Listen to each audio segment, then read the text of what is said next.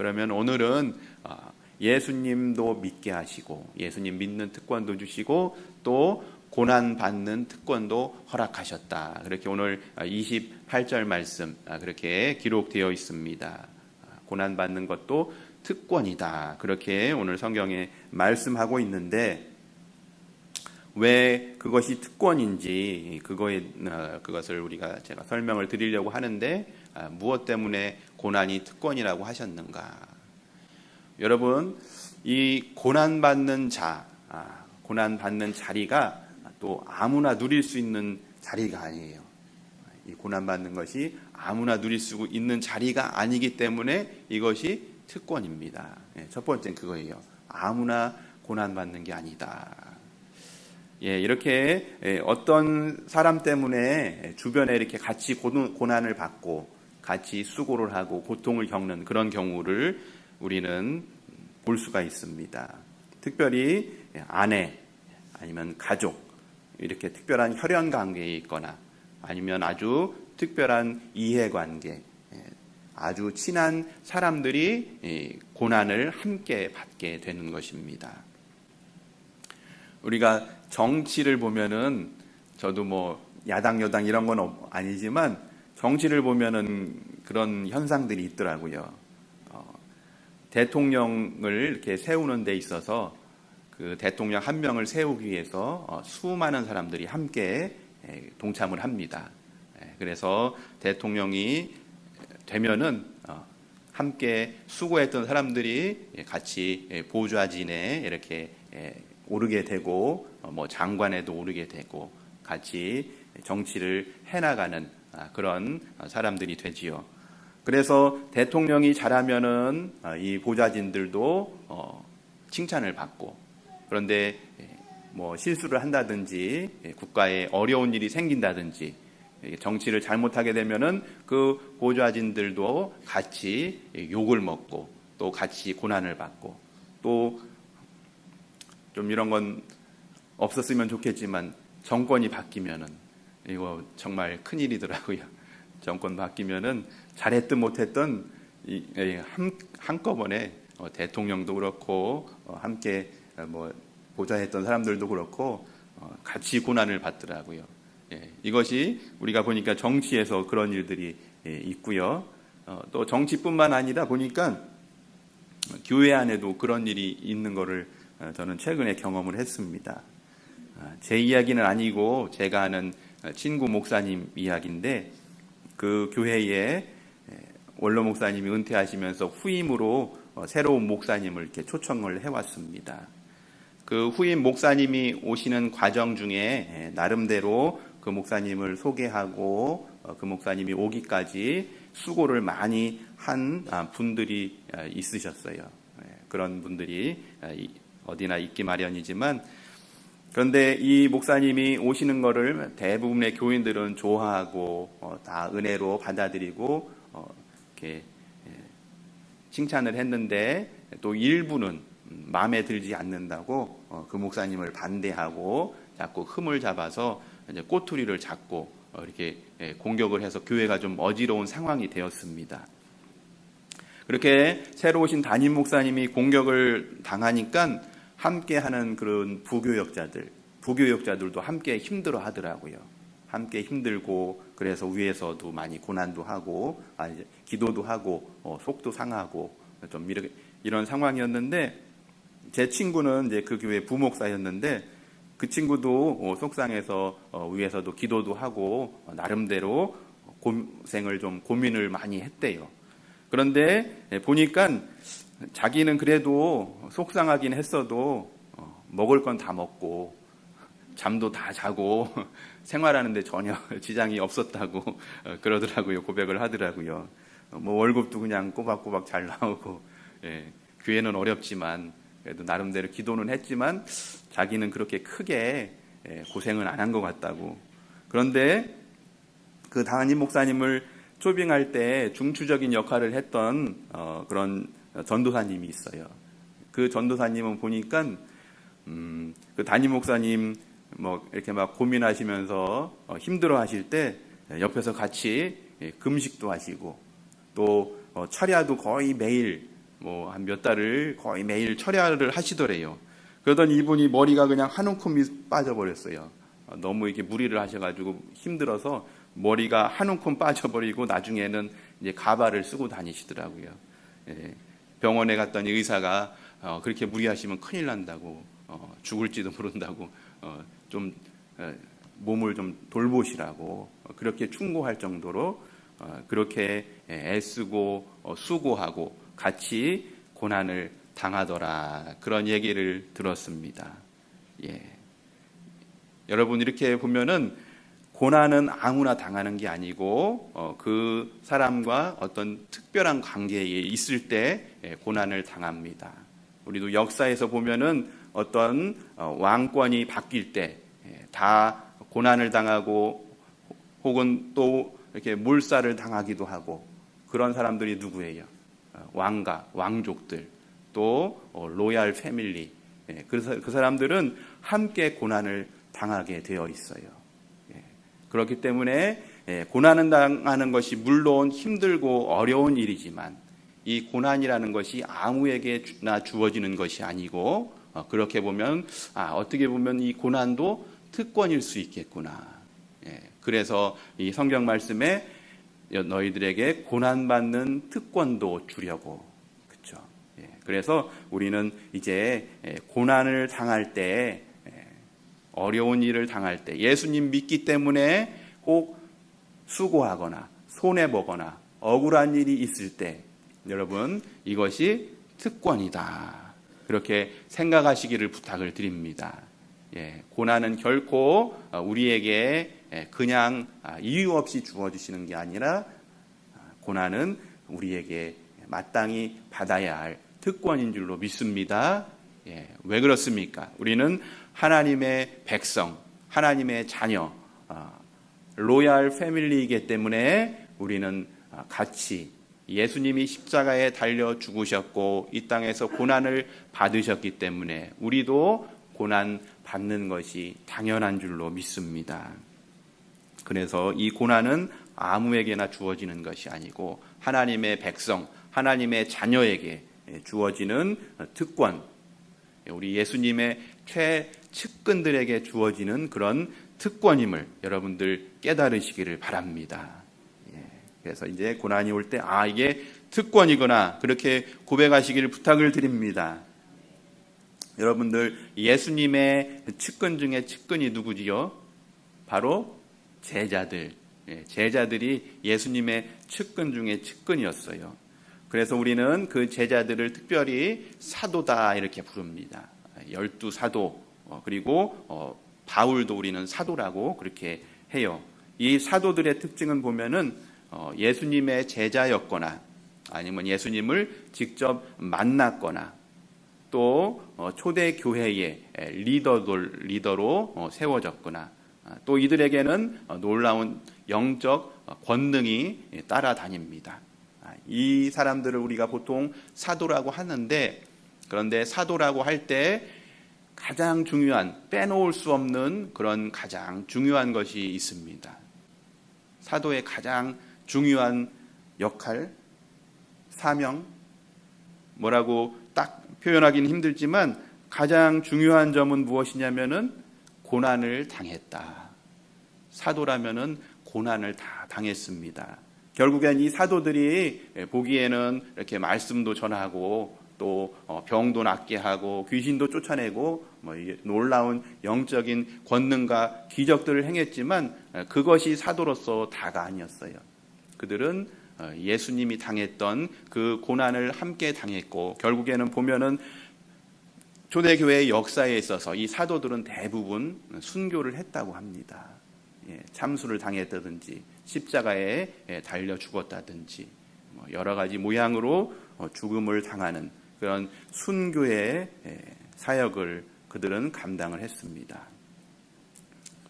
사도 바울도 보면은요, 사도 바울이 골로새서 1장 24절에 이런 고백을 했습니다. 그리스도의 남은 고난을 그의 몸된 교회를 위하여 내 육체에 채우노라. 다시 한번 소개해드리면은 그리스도의 남은 고난을 그의 몸된 교회를 위하여 내 육체에 채우노라. 예. 그러니까 사도 바울이 지금 남아서 사역하는 그러한 사역의 이유들을 보니까 내가 지금 남아서 예수님을 위해 일하는 것은 예수님이 이 땅에 계셨으면은 그 교회들을 위해서 당하실 고난들이 있었을 텐데 예수님은 이제 승천하시고 내가 예수님이 당했을 그 고난을 내가 당하고 있느라. 예수님의 몸된 교회를 위해서 그 고난을 내 육체에 채우노라. 하나님의 나라가 계속 확장되어지고 유지되기 위해서는 예수님의 남은 고난을 누군가가 감당해야 되는데 내가 그것을 감당하고 있노라. 바로 그 몸된 교회를 위해서 감당하노라. 그렇게 사도 바울은 고백을 합니다. 이것이 내 사도로서의 역할이다. 그래서 그 사도 바울이 당한 고난을 성경 말씀에 보니까 이렇게 기록을 하고 있습니다. 내가 수고를 넘치도록 하고 옥에 갇히기도 더 많이 하고 매도 수없이 맞고 여러 번 죽을 뻔하였으니 유대인들에게 40에서 하나 감한 매를 5번 맞았고 3번 태장으로 맞고 1번 돌로 맞고 3번 파선하고 일주야를 깊은 바다에서 지냈으며 여러 번 여행하면서 강의 위험, 강도의 위험, 동족의 위험, 이방인의 위험, 시내의 위험, 광야의 위험, 바다의 위험, 거짓 형제 중에 위험을 당하고 수고하고 애쓰고 잠을 못 자고 줄이며 목마르고 굶고 춥고 헐벗었노라. 이 일 외에 이 일은 고사하고 아직도 날마다 내 속에 눌리는 일이 있으니 곧 모든 교회를 위하여 염려하는 것이라. 할렐루야. 예, 사도 바울이 정말 사도 중에 사도다. 정말 위대한 사도다 우리가 부르고 칭찬하는 것은 그가 놀라운 기적을 행했기 때문이 아니라 이렇게 예수님을 위해서 수많은 고난을 감당해냈기 때문에 그리고 아직도 내 속에 눌리는 일이 있는데 모든 교회를 위해서 염려하고 있다. 예, 이것이 바로 사도 바울의 그 사도의 징표인 줄로 믿습니다. 예, 이렇게 고난은 아무에게나 주시는 것이 아니고 정말 하나님이 사랑하는 자, 하나님을 위해서 살겠다, 내가 목숨을 바치겠다 그렇게 결심한 자들에게 주시는 축복이고 특권인 줄로 여러분들 믿으시기를 바랍니다. 예, 사도 바울뿐만 아니라 초대 교인들은 정말 많은 고난을 당했습니다.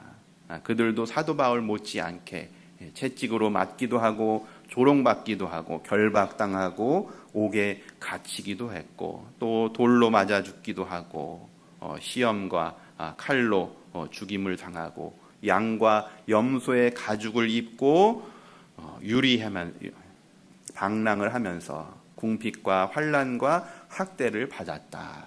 그렇게 히브리서 11장에 보면은 그렇게 기록을 하고 있습니다. 예. 이렇게 너무 고난 얘기만 해서 죄송합니다.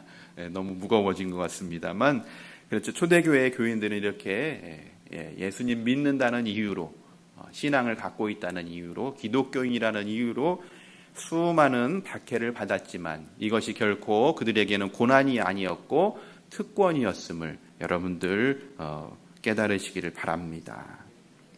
지금 우리에게는 사실 이런 고난은 없지요. 우리에게는 물론 이따가 제가 간증 영상을 하나 보여드릴 텐데 아직도 매 맞으면서 예수님 믿는 분들도 있기는 있어요.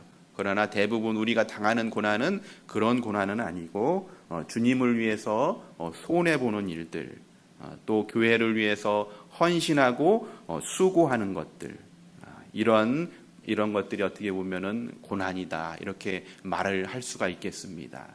그러나 여러분들 명심할 것은 이 고난은 아무에게나 주시는 것이 아니고 우리에게 특권으로 허락해 주신 줄로 믿습니다. 이 고난을 우리가 슬퍼하거나 이 고난 때문에 힘들어하실 것이 아니라 하나님이 나를 정말 사랑하시는구나. 내가 하나님과 정말 가까운 사람이구나. 이렇게 생각하시면서 기쁨으로 받으시기를 바랍니다. 예, 이렇게 무거운 얘기만 했는데 이번에는 조금 기쁜 얘기를 좀 하겠습니다. 왜 또 고난이 특권인가? 고난이 왜 특권입니까? 사랑하니까 특권입니다. 할렐루야. 예, 사랑하니까 특권입니다. 이번에 사랑 얘기를 좀 해드리겠습니다. 예, 어느 아가씨가, 아름다운 아가씨가 있었는데 부모님의 강요로 자기가 사랑하지 않는 남자를 만나서 결혼을 하게 되었습니다.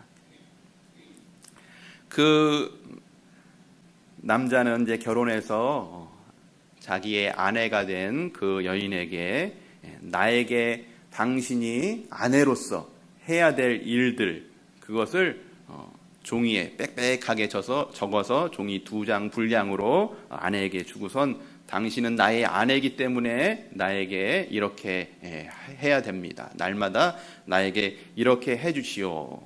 그렇게 적어서 줬습니다. 그런데 이 아내는 그 일을 하려고 노력은 하는데 아무리 해도 그 일을 다 할 수가 없었어요. 거기에 있는 것들을 하기도 싫고 할 수도 없었습니다. 그러던 어느 날 이 남편을 사별을 하게 되었습니다. 그리고 그 여인은 다른 남자를 만났는데 사랑하는 사람이었어요. 다른 남자를 만나서 그 남자는 정말 사랑하는 사람이었습니다. 그 남자와 결혼을 했습니다. 그래서 너무나 사랑하기 때문에 그 남편을 지극히 정성껏 섬기며 행복하게 살아가고 있었습니다.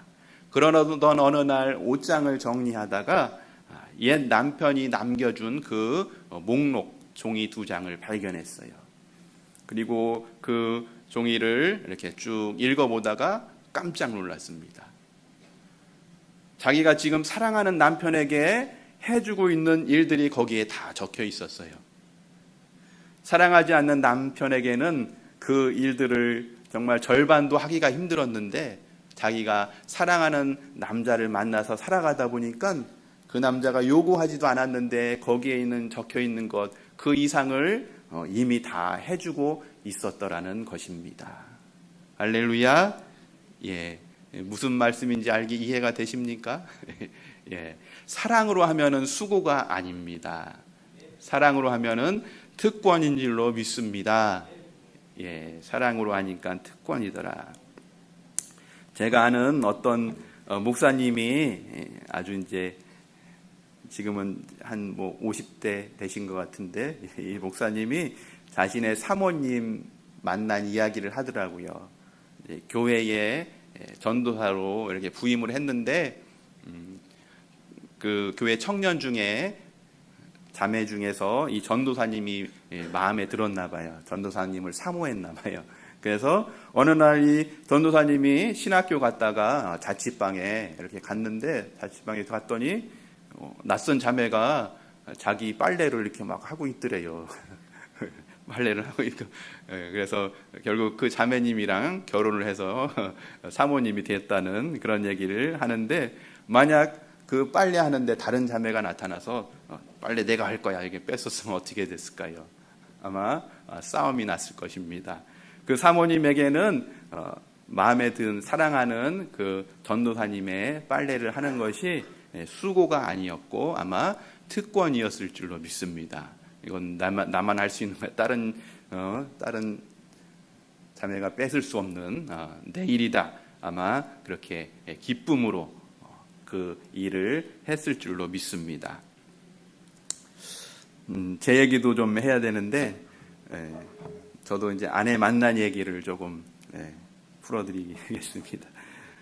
제가 한빛교회에서 수련 목회자가 끝나고선 이제 1년을 단독 목회를 해야 돼요. 그때는 그랬습니다. 그때는 1년을 개척을 하든지 아니면은 기존 교회에 담임으로 가든지 이렇게 해서 1년을 무조건 담임 목회를 해야 됐어요.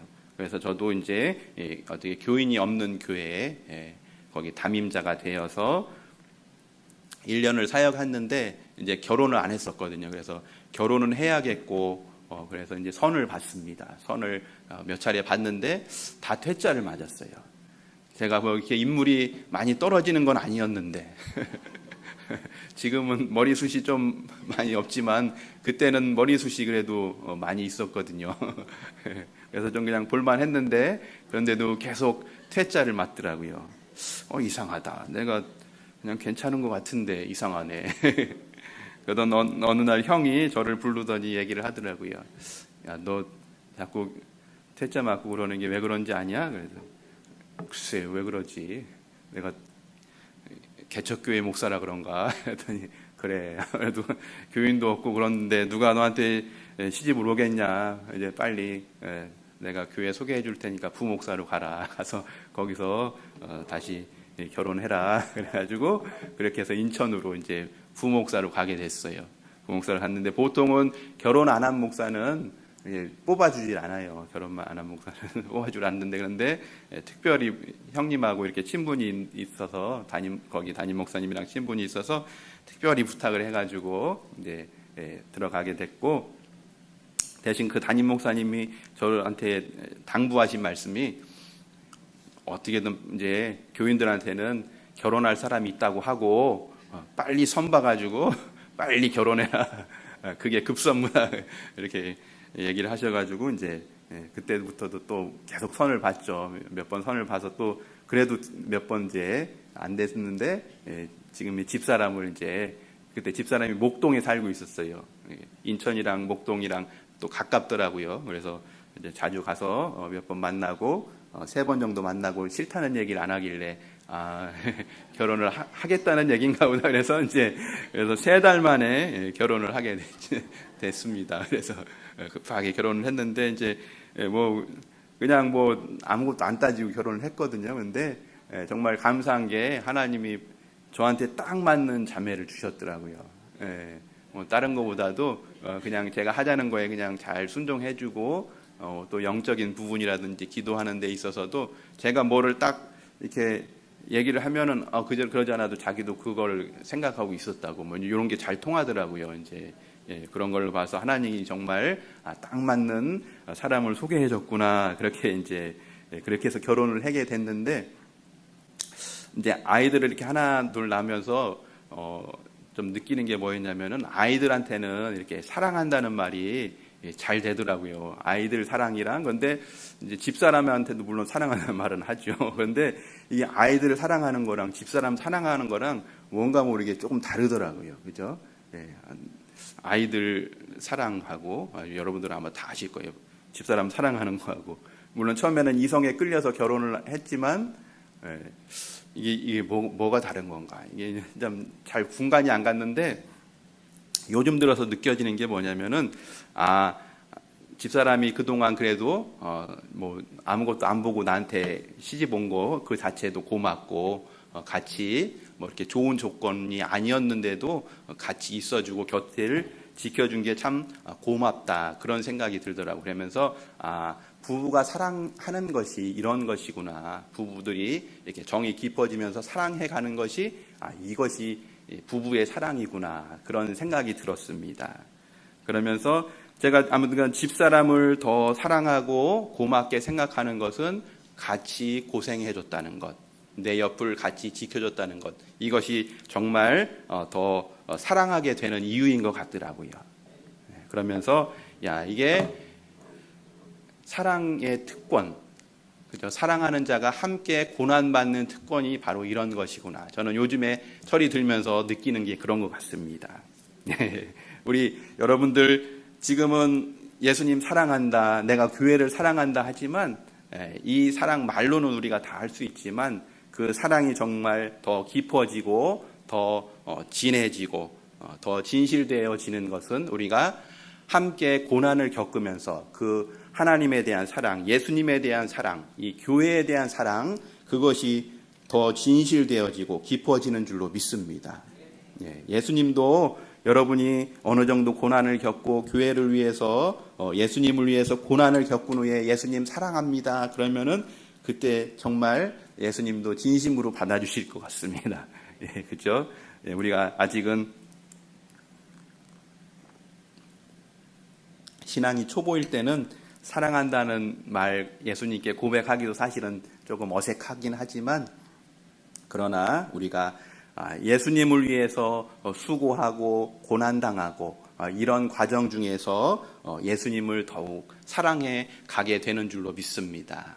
교회를 더욱 사랑하는 것도 바로 이런 고난과 수고를 통해서 우리가 교회를 더 깊이 사랑하게 되어지는 줄로 믿습니다. 우리가 사랑할수록 더 수고하게 되고 더 고난도 잘 감당하게 되고, 그렇게 하다 보면은 더 사랑하게 되는 것, 이것이 바로 고난의 특권인 줄로 믿습니다. 그렇습니다. 결론으로 내가 당하는 고난, 또 핍박이나 수고나 헌신, 이것이 혹시라도 여러분들에게 부담스럽고 짐으로 느껴지십니까? 분명히 말씀하십니다. 하나님께서는 여러분들에게 그리스도를 믿는 특권뿐만 아니라 그리스도를 위해 고난받는 특권도 주셨습니다. 그리고 이 두 가지 모두 하나님께는 영광이 되는 것이다. 할렐루야. 예. 우리가 이 고난이나 수고나 이 헌신을 피하거나 내려놓지 마시기를 바랍니다. 오히려 그것이 버거워지고 무거워진다면 여러분들 그 사랑을 회복하시기를 바랍니다. 그리고 그 특권을 놓치지 마시기 바랍니다. 우리가 세상 마지막 날 하나님 심판대 앞에 섰을 때 무엇을 하고 하나님께 고백을 하겠습니까? 제가 우리 예수님을 위해서 이렇게 수고했습니다. 헌신했습니다. 이렇게 고백할 수 있는 저와 여러분 되시기 바랍니다. 나는 다만 무익한 종입니다. 하나님을 사랑해서, 예수님을 사랑해서 그렇게 수고했습니다. 그렇게 고백할 수 있기를 바랍니다.